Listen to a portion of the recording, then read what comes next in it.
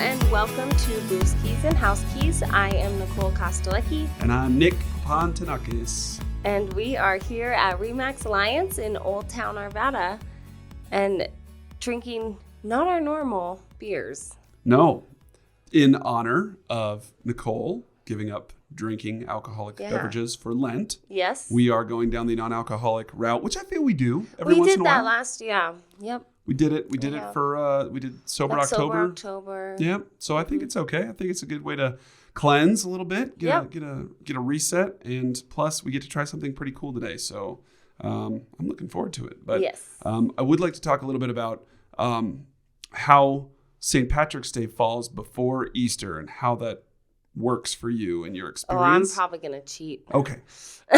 Okay. I just wanted. Not that we needed to put that out publicly. I was just more curious. No, but I do. Okay, great. You know, if you count the days of Lent, it's actually like 47 or maybe 48. I can't remember. So I actually don't, or I still drink on Sundays. It's like a cheat day. It's a day of rest. I think that's in the Bible, so I think you're fine. Exactly. Yeah. And St. Patrick's Day happens to be this coming Sunday. Yeah, so we're good. Yeah. So if you're listening to this is prior to St. Patrick's Day. And Old Town has a huge festival, but will you be down here to hang out and have a good time, or you got other plans? I'm actually going up to South Dakota this weekend, so I will not. But there's also like some big parties up there in Deadwood, which is like a casino the most Irish place. Really cool. In all of South Dakota. It might be. I don't know. I don't know if that is true. But I feel like Irish doesn't count on that day anyway. Yeah, exactly. It doesn't matter. We all celebrate it. Yeah. So 100%. I actually bought myself a shirt for that day that says 0% Irish that I will be wearing all day. And so you're coming down because we're doing an office party. Yes, indeed. So Old Town Arvada, it's one of those funny things where I go, I don't know why it's such a big party down here, but it's not just us. You know, we throw a big party in our office, which is really fun. Potluck style, bring a lot of good food. Mm-hmm. There's green beer in the keg. You're all welcome. And everybody who's listening, you already know you've been invited. But on top of that, the entire Old Town area kind of gets just nuts. Packed. Yeah. It is kind of crazy when you think about it, like how many people go out and celebrate on St. Patrick's Day. I think there's a couple things working there. It's One, cool. It's St. Patrick's Day, so it's a very respectable time to drink a lot of beer all day long and maybe some whiskey.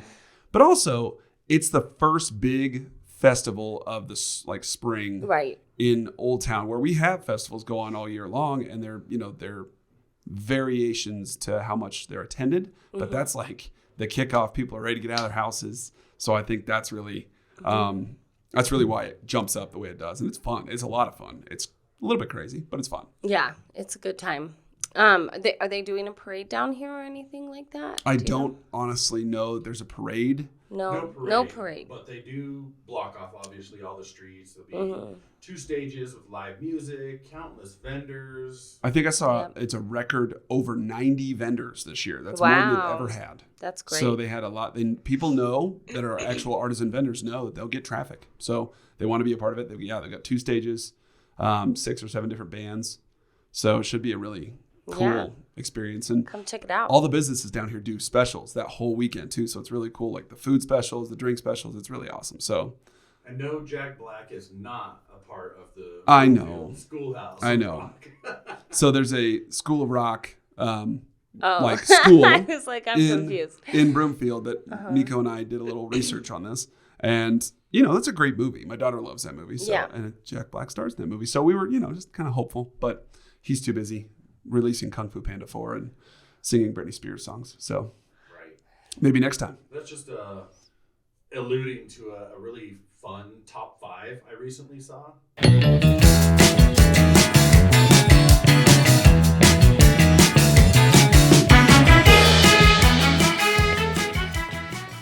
Yes, that's true. Which we don't have to promote. We don't have to promote that on here too. But check it out. If you follow me on Instagram, you see them anyway because they come up. But yeah, we did talk about the goings on for St. Patrick's Day. Actually came out this morning, so it's nice. Should be a good time this weekend, I think. Plus, St. Pat's is on Sunday, so if you want to just carry the party over, you can. Yes. If you're really feeling frisky. But all that talk about drinking has got me thirsty for something non-alcoholic. Is that, real quick, is that on Saturday or Sunday, though? The festival? It is on Saturday. Good question. Saturday. March 16th.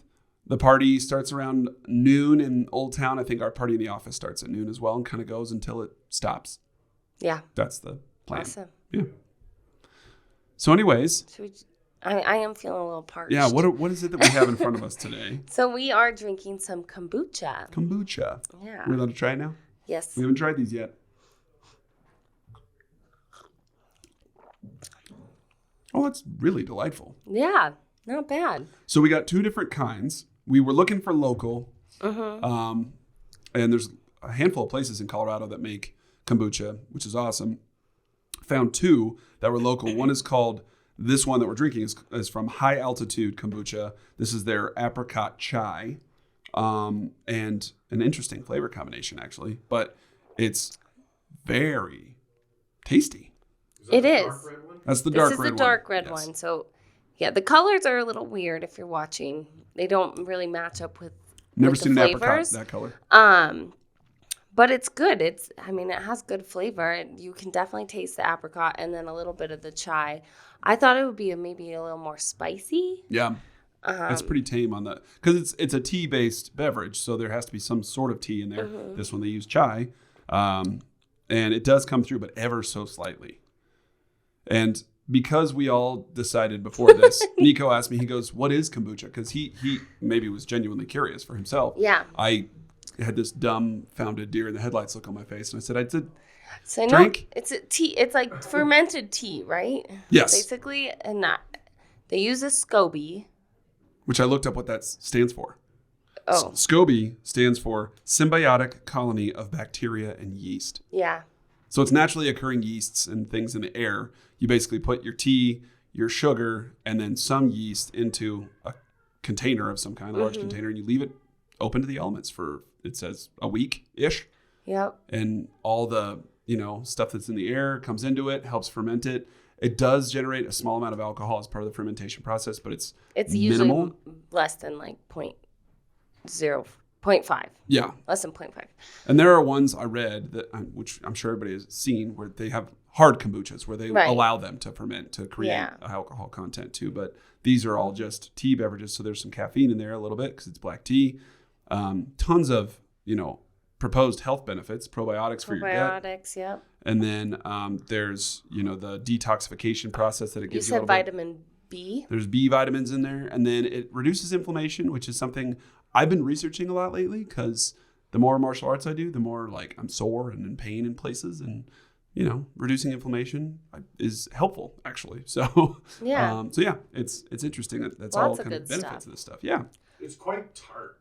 It is tart. And honestly, the smell when you take a sip, it almost smells a little vinegary, I will say. So that's kind of messing, because then it doesn't taste that way, It's like the smell is like that, but then the taste is different. Oh, nice, Nick. Good job. Thank you. I'm doing it away from the table so we don't ruin the equipment. I think part of it, too, is that there's, I don't remember what it's some kind, I think it's just a lactic acid that is part of the occurring bacteria in kombucha. So that's what gives it the tartness that you feel back behind there. Oh, yeah. So a little sour. It tastes like it's carbonated or something. Yeah. Well, and I think the carbonation is a byproduct of the fermentation. Yeah. It creates the CO2. So similar to beer. Yeah. Yeah. Yeah.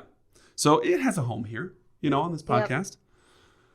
And actually, this next one that we have definitely has a home on this podcast. So that was the high altitude kombucha. The other one we're drinking is called Third Bird Kombucha, based out of Denver, Colorado. And I read a little bit about this. This lady, Nick did the research. She's doing good. Well, it's fascinating because you don't know what you don't know. But she started this in 2020. She's a former middle school science teacher, and Third Bird, I guess, is a nod to, she's got 3 children, and her third one is autistic or has some form of autism. And she was reading about the health benefits that kombucha can have for certain aspects of people with different types of autism. So it sounds like that was kind of the impetus for her to start this. And it has grown. I think they're in at least 25 different small businesses, restaurants, and shops around the Denver metro area. I found them at Bonfire Burritos in Golden, Colorado. Wonderful place. in general, just delicious. Good beer selection there too when you're not drinking kombucha. But if you can't drink beer or don't want to for some reason, this is what I would consider to be the proper alternative. What's this one's flavor? This is, go ahead. This one is pineapple hops. Oh. And I like this one. So it really has a home here. This one's hops, good. Baby. It's sweeter. Always red? No. I don't think so. We were just talking. This one is lighter.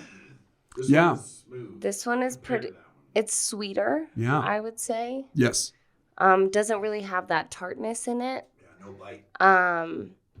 See, it does still smell a little bit like the vinegar smell, but not as much as the first one. I don't know if it's because we just drank that one. But this almost has like a rose petal. Rosy. It's softer. Yeah. Like when you smell a rose, I feel like that's like what I'm tasting. Mm-hmm. Yeah, it's curious with the actual flavor combinations that they have with these two because I maybe get a little. I don't really get a lot of pineapple with this one myself. Not at all. But like you said, it could be because I think the sweet is like the pineapple. We got a little bit shocked by the other one that was a little more tart. So, but you can. I mean, there are at least half a dozen. Pineapple, I think. Do you? A little bit. There are at least half a dozen companies in the Denver metro area. I mean, or Colorado. there's so many, and there's so many flavors, and there's a lot of people that make it on their own too, which is cool. It's a DIY yeah. Mm-hmm. Like I have some friends that do easier that. than brewing beer at home, quicker than brewing beer at home. Yeah. You probably need some of the similar equipment, but it's man. You could just do it in jars, I think, and then I think you actually just leave it open to the elements. I'm pretty sure. I think you're right. I think. I'm pretty sure you cover it with like a napkin or something and like a... I think that's what I read. I could be wrong, no, so I'm sorry if not. That sounds right. But I think that's what you do, and then just let it kind of... Because with beer, you got to be so clean. Yeah. So sterile. And that's different. And you don't want to allow any kind of openness. There are beers that are made that way with, naturally occurring yeast. Those are like some of the German style beers and stuff. But with this, I think you're right. That's what the research, the minimal in-depth research that I did 8 minutes before we started recording. You did really good. That was good. Said as much that it was I think open to the elements. So which one do you guys like better? If I'm really honest with you, I like it when they're tart. I kind of like that one better. So I think this is my preferred, the high altitude apricot chai kombucha. But I think both. Today is a sunny spring day in Arvada, Colorado. I would drink either of these all day long today. It's beautiful outside. Usually on ice. They're usually cold. Yeah, I don't think they're necessarily on ice, but usually colder. And they usually do have a little more carbonation since we got those. I don't know what they've been. They were in our fridge for about an hour. About an hour. Yeah. So if you got it straight from the tap, usually it has or straight out of the bottle when you open it. It's got a lot more effervescence. Yeah. Which is a word I wanted to be able to use on this podcast at some point. So. Wow. We got there. We got there. We made it. Which is fancy for fizz. I like bubbles. So, kind of a fun alternative, I would say. I think so. We've done the non-alcoholic beers, and those are great. Yeah. But this is a little different. Yeah. Kombucha and Very good. Good call. This was Nicole's idea. I like it. Thank you. Tasty. You ran with it very well. You did good. Next one will have to be like boba or something. We're going to have to keep branching out. Get creative. Weird drinks. Yeah. We can do it. That's true. All right. Shall we jump in? We shall. What is today? So today we are doing our March market update. We do have the stats in from February, so we will just jump right in. Mm-hmm. So that's what you're here for, right? The numbers. This is the numbers. People love their stats. It's a fact, actually. Our top 3 most recent downloaded episodes are the last 3 market updates. I mean, they're good ones. It's important to be in the know. I agree. And we are in the know, so we and the market want to changes rapidly. So yeah, having some tools at your fingertips, even if it's one more, version of the information, why not? Exactly. So I'll go ahead and jump right in. So for residential homes, the average price was $676,000, and that was a 3.27% increase from January numbers. The median price, which is normally what we look at and try to compare, but the median price for residential was $576,584, and that was a 2.05% increase from January. And then kind of splitting up detached versus attached. So for detached, the median price of a single family home was $633,000. So that was a 1.28% increase from January. And then median price for attached homes, so our townhomes, condos, the like was $410,000, which is a 4.13% increase from January. So we did see increases across the board from the numbers from January numbers to February numbers. And then let's see, another good number. So overall median price of a residential home in February of 2024 was up by 2.41% compared to February of 2023. And just kind of breaking that up, attached was up 5.5% and detached was up 1.23%.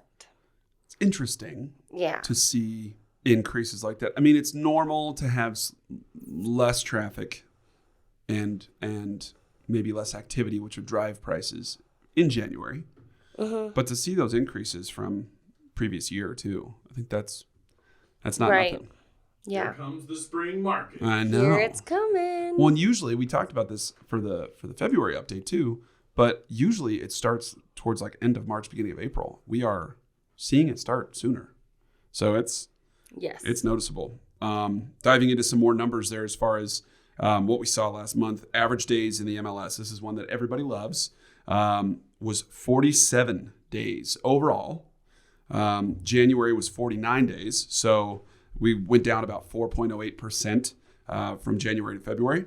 That would be broken out to 46 days on average for detached single-family homes and 48 days for attached homes. There were 5,511 active listings at month's end. That's up 13.14% from January's month's end. So that's substantial, kind of expected, I guess, but it's starting like we were talking before we started recording, starting a little earlier, right, than normal, than in years past. And this is a big one. We're up 45.81% from February of 2023's month end active listings. So a lot of people were itching to get their properties on the market. Right. So that's the way I feel. Yeah, I mean it's in the numbers. It's almost it's a big 45%. That's big. Yeah. Let's see. The amount of closed homes in February was 2,864. That's up 31% from January, also kind of to be expected. And then almost flat from February, down a little, about 0.45% from February of last year. Mm-hmm. There were 4,243 new listings in the month of February. That was the big number. Yeah, I mean, that's that, people are tired of waiting to list their home. That's a 29.12% increase from January and 22.63% increase from February of last year. So there's more out there. There's more inventory, as people like to hear.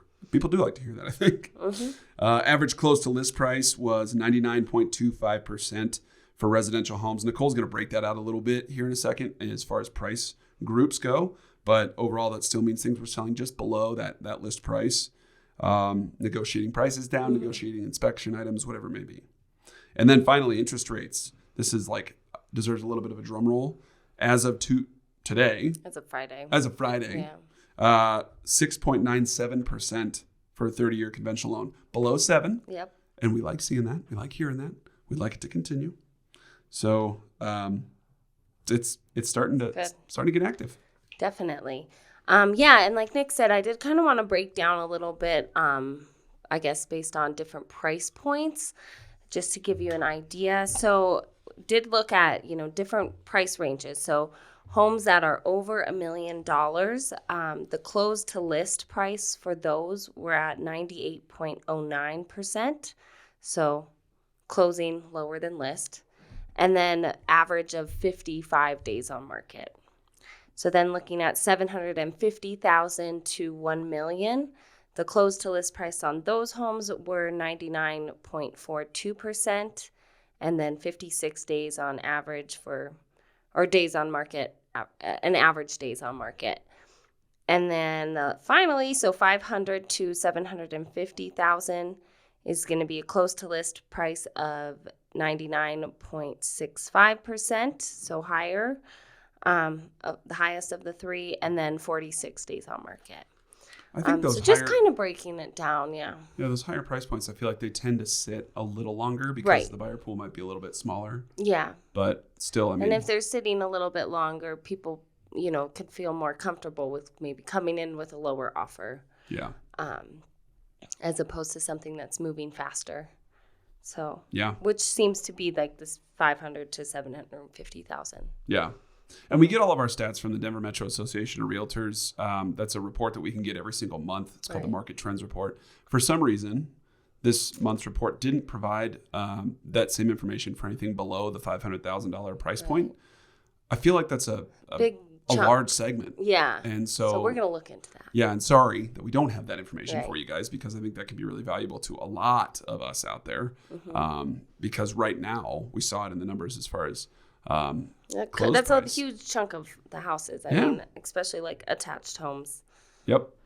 With the average price being $441,000. Yeah, people downsizing, people first time, those are more often than not what they're going for. So yeah, interesting stuff, but would like to know a little bit more. So we'll do some digging. We'll do some researching.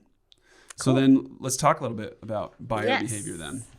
So what does that mean for buyers? We're definitely seeing the spring market gear up. That's what we were saying. Like, you can feel it. If you are a buyer looking to buy in the springtime, I would suggest getting out there sooner than later just to get a feel for things, right? And I mean, there's a lot out there now. So like we were showing, in the numbers, was a large amount of new listings in February. And I think, part of that might have been because people were waiting. It also might be those withdrawn homes that were like they withdrew a bunch of those homes back in like December that we were seeing. So it might be those ones coming back to the market as well. I think you're right. I think you do see, if you look back at the history, you can see that. Right. Yeah, exactly. And that's what I said. So make sure that your agent is looking back at the history and just double checking, kind of getting a better feel, because looking at the history of a home as far as listing, if like when it was listed, if it was on the market before, and then if it came back, like they took it off and then it came back on, it's important things to know. It just kind of gives you as a buyer a better feel for that specific house and maybe some information on the sellers. Yeah, and you can ask the questions. Hey, how come? Yeah. What was exactly. that? What drove that decision? Exactly. And then I guess one last thing I would definitely suggest, for buyers, the market is interesting right now. It's very house dependent and very location dependent. So if you're going up against, say 3 other buyers and you're all offering on the same house, your offer is going to look different. Like, you want to make it look more competitive. But then if there's a house that has been maybe on the market for a little bit longer, we are seeing more people asking for like concessions from the sellers or different kind of things. So I would say if you're jumping in, just talk with your agent and just kind of go over the different types of things you can do to either make your offer more competitive, or if you're offering on a house that's been on the market a little longer, maybe what you can do differently to try and manipulate the numbers so that it makes more sense for you as a buyer. So just as always, just look into it. Knowledge is key and power. So. And trusting your relationship with your agent too. I know we joke a lot about, we know 2 really good agents if you ever need anybody. Mm-hmm. But the reality is that curiosity that you as a buyer hopefully have, but your agent better have, as far as, it was withdrawn. I want to find out why. Yeah, how come? Oh, they had it on the market and were under contract 3 times, and now it's back on the market again. How come? And it seemed to be all right around inspection. Yeah, it was all around that 8 to 10 day mark every single time. So just kind of look into those things and find out, do some digging. It's going to help you when you do make the offer, and also when you're under the contract, or when you're under contract as well. Yeah. And some similarities too, as far as sellers in this market. So thinking about it from that perspective, if you are looking to sell your home right now, first things first, people are taking Nicole's advice. They are understanding that there's more listed. So there's more buyers out there. Even like every week, I feel like we just see more activity. I agree. Which is really good for someone looking to sell their home. I think if you are planning to list your house, think through the scenarios. I was just talking to another agent that was here earlier, Sandra, who works out of our Arvada office. She was mentioning, that she's got this listing she's working on, and she knows that the home should price for X. Right. But the sellers, and she's made it very clear with all the research and the data to support X as her price, and the sellers would like X plus 35,000, basically as the list price. And she's tried to explain to them, if that's your number you need to get, then that's good to know. But putting it on the market for that does not dictate that we will get that. Right. It's not a perfect science like that. So, you got to kind of look at the data and trust your agent there again, that information is going to be there. If you have that number in mind that you need to get to, understand that maybe that might mean your property sits a little longer if it's overpriced, or if that price isn't what the market is saying your home is worth right now. Right. So it doesn't mean you won't necessarily get it. It just means that it may not happen bing, bang, boom, the way you think that it should. On the flip side, if for some reason X, is the value that Sandra tells her client that home is worth, and they say, okay, what if we list it then at X minus 15,000? That may change the scope quite a bit. You may be looking at really busy traffic right out of the gate once you list your home. And if that's what you want to do, that's a good strategy. It's a good approach, because then you're going to increase that level of traffic. And odds are, if you have increased level of traffic, you may or may not see an offer, versus if you have less traffic. And you also have to plan yourself accordingly. If you're still living in the home while it's listed, know that, hey, if we're going to price it a little bit below market and we're putting it on the market on a Thursday, we may want to get out of town for the weekend because we may have a lot of activity, versus, I'm going to price it where I'm going to price it. I'm going to live in it still. We'll know that we need to clean up for the showings, but showings aren't necessarily getting stacked one on top of the other. They're one here, one there. So it's obviously going to be very specific to the individual and their situation, but those are some kind of like strategy pieces. Scenarios. Yeah. And scenarios. It really depends. Like if there's a certain number you need to hit, then you might want to put it on at that higher price. Absolutely. Because if you go low and it doesn't get the showing activity, it's hard to increase it too. Yeah. So that's like kind of a flip side. But yeah, just kind of do some research too. Like call the other agents that have had listings in the same area and maybe see what their traffic was like. Especially if there's ones under contract. So under contract. So yeah, if you get ready to list your home, ask your agent, hey, did you call around to see what I know those two in the neighborhood were active a couple days ago, but they're not anymore. Find out. Those agents are usually pretty forthcoming with that information, which is nice. Helps us all do our jobs better. But it is a good approach too. That's a good point. Yeah. My last two thoughts here kind of go hand in hand too. Number one is if it's your house you're selling that you've lived in for a year, 5 years, 10 years, 50 years, you probably know your home relatively well. So make sure that you are being as honest as you can when filling out one of those Colorado required documents called the seller's property disclosure. Basically lets you list out every known material fact about the home. It's going to just make it a little bit more upfront for those buyers coming in. And it will also help you kind of get things lined up so that if you know that you have documentation of when the roof got replaced, or you know that the furnace was redone 3 years ago and all the permit and everything is signed off here, keep that somewhere you can find, because then there are very few sellers that do that. I don't do that in my own home. I'm not good at that, but it's helpful when the time comes for that contract process. And then if you do, accept an offer, you're going to be looking at, okay, and inspection should probably go like this because we know that these things are the things that we have handled. These things are the ones we haven't. It's not a perfect science, but it helps you kind of guide it a little bit more. Yeah. And on the note of inspection, I have met a lot of people in the last year or so that just happen to be selling some sort of estate-related property. So either it was their parents' house or their grandparents' house, or they live in it with their parent and their parent has passed away, or whatever it is. I feel like I have met a lot of those people lately, and coming along with that a lot of times is little to no knowledge of the property. So that seller's property disclosure I was just talking about. Yeah. So it's not always 100% necessary, but it can't hurt to think through, okay, if we want to know up front what we're getting into, is the sewer line out of date? Is that how long since the roof has been replaced? Is there insulation in the attic? All that stuff. You could do what's called a pre-inspection. A pre-inspection, yeah. I have I can safely say with 100% honesty, I've never recommended that once to any of my clients. And I was realizing as I was thinking about today's episode that there are so many of these instances where surprises could have been caught. Yeah. And we could have alleviated some headache. Now, anything you find out, you have to disclose. Right.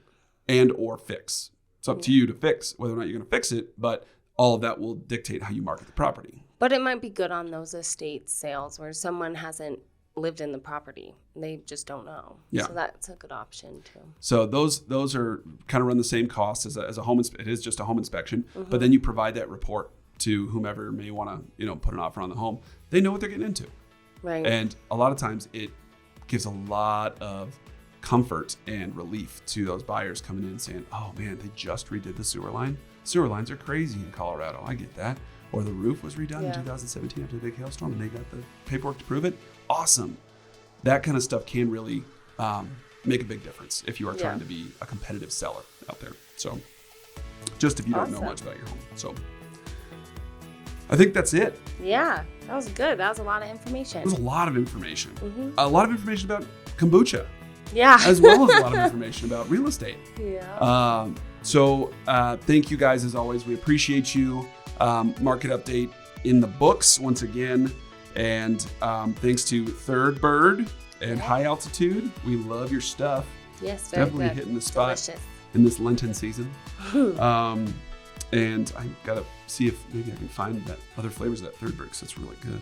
As always, I do want to note we had a massive spike in listeners in the last 2 weeks, which is crazy cool. I wish I could say we knew why, but if it's you out there listening, thank you. But tell your friends. Keep telling your friends. We love the activity. We love having more views on YouTube, more listens on Spotify and Apple Podcasts. So please continue to listen, like, share, and subscribe. And outside of that, we will be back soon with another episode. So stay tuned. And cheers. Cheers. Bye.